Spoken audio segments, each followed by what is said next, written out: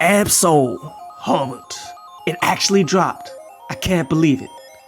Don't even bother doing a pre-party, man, because you know Ab-Soul is second only to Dr. Dre in procrastination. Last album, 2016, bruh. Do what thou wilt. And you know, one of my issues with Ab-Soul, besides, you know, timing, is his bass flow is like a jazz style. You dig? Deliberately off at times.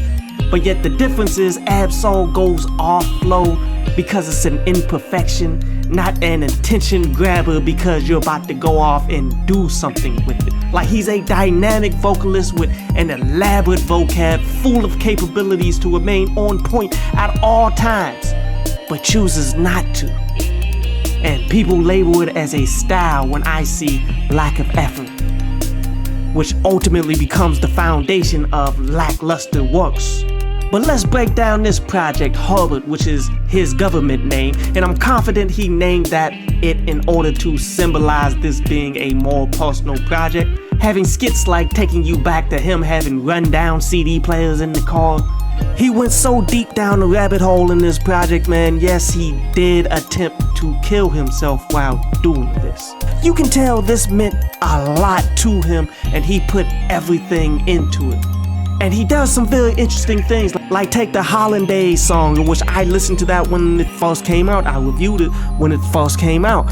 And I'm like, yo, this not my cup of tea. He didn't give you the whole song, you feel me? Like, the song branches off and creates something completely new and doper and way better, which makes the song, like, I wish that was the entire single instead of the part of the single that he released to the public. Now, my absolute favorite song off this would be Do Better, because like the balance of Ab-Soul's flow and that production, it just speaks to my soul here. Really, it's the only song that I'm keeping off this project. Not saying that the rest of the songs were not like noteworthy or anything, like take Fallacy.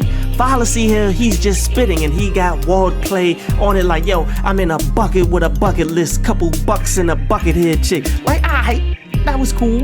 Or how he's saying bars like, yo, the only way I let the hood down is when the engine got repaired. Aight, they come together well as a song that I'm going to continue to listen to, not so much.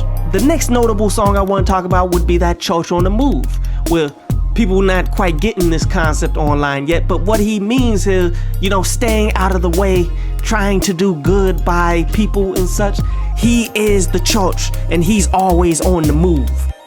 I will say this was interesting, especially on the production level, because it sounds like they added a sound module to the sample and only hit when the sample was hitting.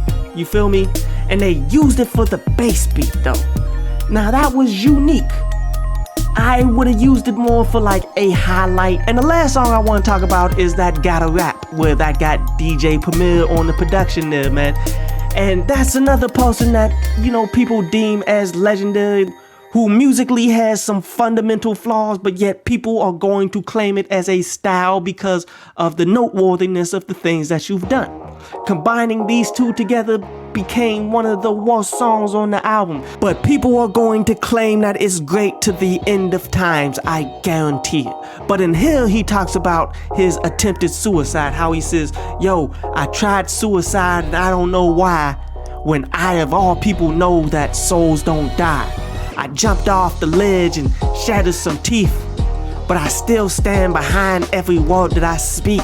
See, suicide is not nothing to joke about, and that's not cool. If you stood by these things that you say, as he says at the end of the bars, then you never would have jumped. That's not necessarily him trying to be deceptive. I've always been a bit critical of his actual lyrical abilities over the years. Overall here, man, I'm saying the replayability here is limited at best.